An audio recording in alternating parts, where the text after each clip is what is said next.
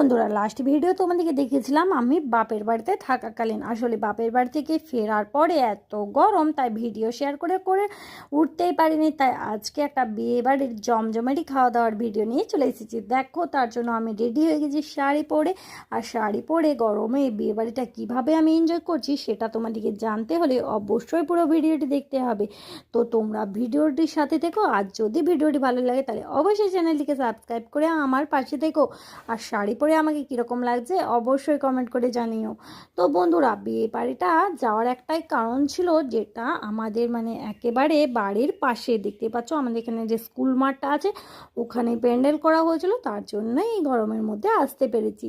আর ওই সাইডে হচ্ছিল ডিজে। যাদের বিয়ে বাড়ি তারা এই গরম বলে তো আর নাচ গানটা এনজয়টা তাদের বন্ধ করবে না, তাই তারা সমানে নেচে যাচ্ছে। আমরা সমস্ত কিছুকে বাদ দিয়ে আগে খেয়ে নেব। আসলে ভিড় বাড়ার আগে এই গরমে